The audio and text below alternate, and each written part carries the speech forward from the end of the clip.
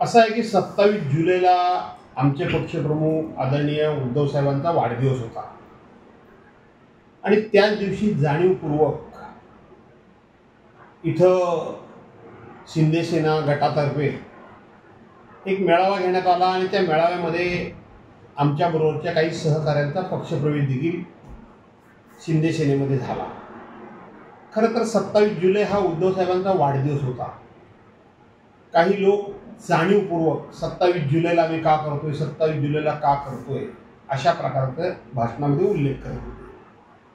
अर्थात तो पक्षप्रवेश किती खरा किती खोटा हे मला माहीत आहे, परंतु मी मध्यंतरी एक पत्रक प्रसिद्ध केलं होतं की भास्कर जाधवांच्यावर आमचा राग नाही, त्यांनी आमची करोड रुपयाची कामं केली, आमची त्यांच्याबद्दल कुठलीही तक्रार नाही, पण गेलात का?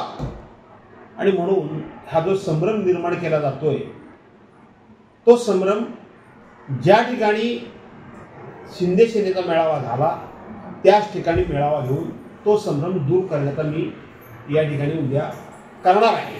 असं आहे की परवांच्या दिवशी जे काही जमले होते त्याच्यापेक्षा कितीतरी पटीनं लोक जास्त जमतील आणि ते काही मला जमवावे लागणार नाहीत। त्याच्याकरता कोणतरी एखादा राज्य पातळीवरचा नेता बोलवायला काय मला लागणार नाही। मी स्वतःच त्या ठिकाणी उपस्थित राहणार आहे आणि आपण बघाल त्या उद्याच्या मेळाव्याला अतिशय उत्स्फूर्त असा प्रतिसाद मिळेल। कोण गेले एकामागून एक मला सोडून? मला एकामागून एक कोणीही सोडून फार गेलेले नाही।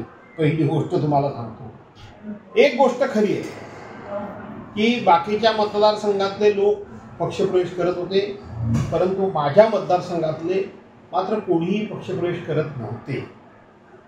कालच्या अधिवेशनामध्ये मला विरोधी पक्षनेतेपद मिळेल असं अनेकांना वाटलं होतं आणि म्हणून ते मिळेल आणि ते मिळेल तर आपण इथं राहिलंच पाहिजे, ते मिळालं नाही, त्यामुळे 4-2 माणसं गेलेली आहेत। याचा अर्थ अनेक जण एकापाठोपाठ सोडून जात आहेत असं काही घडलेलं नाही। टाइम्स डिजिटलला लाईक करा, शेअर करा, सबस्क्राईब करा आणि बेल आयकॉन दाबायला विसरू नका।